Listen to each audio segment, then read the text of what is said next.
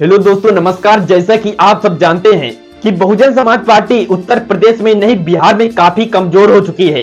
और आपको बता दूं, लेकिन जिस तेवर के साथ बहुजन समाज पार्टी चुनाव लड़ने के लिए एक्टिव नजर आ रही, लगातार तैयारी कर रही है, उसको देखते हुए चाहे वो भारतीय जनता पार्टी क्यों ना हो या कांग्रेस पार्टी हो या समाजवादी पार्टी हो, वही बिहार की बात करें तो बिहार में बड़ी बड़ी पार्टियों को काफी दिक्कतों का सामना करना पड़ सकता है।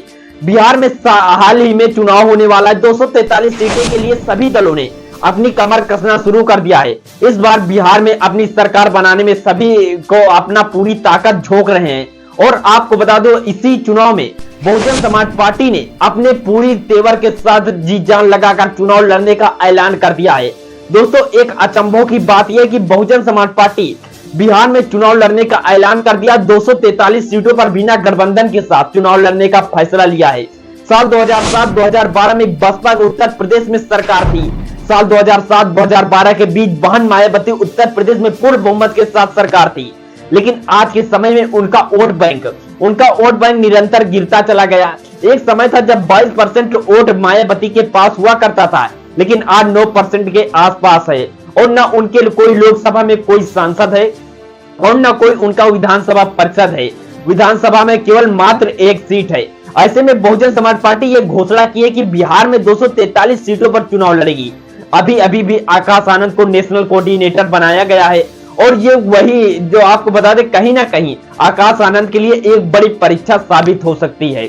2027 में उत्तर प्रदेश में चुनाव होने वाले, ऐसे में आकाश आनंद के लिए बिहार चुनाव एक बड़ी जिम्मेदारी की तरह हो सकता है। आपको बता दूं, कहीं ना कहीं बिहार चुनाव जो है उनके लिए पूरा का पूरा एक टेस्ट साबित होने वाला है। बिहार में जो 16% दलित और 2020 में मोहम्मद जमा चैनपुर से चुनाव जीते थे। 2024 के लोकसभा चुनाव में लगभग बसपा के वहां 7,44,000 वोट मिले थे, लगभग 1.75 के बराबर मिला था। बिहार में लगभग 7 सीटों पर जो बहुजन समाज पार्टी तीसरे नंबर पर रही, 16 सीटों पर चौथे स्थान पर रही। ये जो आंकड़ा था वो बहुजन समाज पार्टी के लिए एक उत्साहजनक आंकड़ा सामने आया था। वो मुख्य रूप से उत्तर प्रदेश की पार्टी है और उत्तर प्रदेश में ही उनका पूरा पहचान बना है। आज पूरे देश में बहुजन समाज पार्टी जानी जाती तो उत्तर प्रदेश की वजह से जानी जाती है। अब ये फैसला ले लिया है कि बिहार चुनाव में अकेले दम पर चुनाव लड़ा जाएगा। आपको बता दूं दोस्तों, बिहार का जो एरिया बॉर्डर है वो बहुजन समाज पार्टी का अच्छी तरह से पकड़ है। बसपा का चुनाव लड़ना वहां पर दोनों दलों के लिए, दोनों गठबंधनों के लिए परेशानी हो सकती है।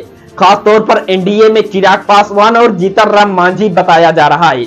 आप जानते हैं कि अगर बहुजन समाज पार्टी वहां चुनाव लड़ती है तो इन दोनों को इनका अच्छा नुकसान होना तय है। वैसे स्थिति में ये नुकसान तब और बढ़ जाएगा जहां चिराग पासवान और जीतन राम मांझी को सीट पर लड़ रहे हैं और वहां पर भारतीय जनता पार्टी जदयू हो। वहां पर अगर बहुजन समाज पार्टी कैंडिडेट आता है तो एनडीए को ज्यादा से ज्यादा नुकसान पहुंच सकता है। दूसरी तरह अगर बात करूं तो आपको बताएं, बिहार उत्तर प्रदेश में बहुजन समाज पार्टी प्रभारी अनिल चौधरी हैं, जो कुर्मी जाति से आते हैं। कुर्मी जाति बिहार में 3% के आसपास में है और इतनी प्रतिशत आसपास कुशवाहा की है, जो समाज वो भी आता है। ऐसे में जो बसपा की नजर है वो लगातार कुर्मी वोटरों पे है और उनको जोड़ने के लिए काम कर रही है। जाटो समाज में है लगभग 4.50। बिहार में अगर हम महादलित आबादी की बात करें तो एससी की बात करें तो लगभग 16% है। और आपको बता दूं, मुसलमान 17% के आसपास है और ओबीसी एबीसी मिलाकर लगभग मान के चलिए 52% पहुंच जाता है। और बताया ये जा रहा है कि आपको बता दूं, नजर लगभग 30% वोटों के पास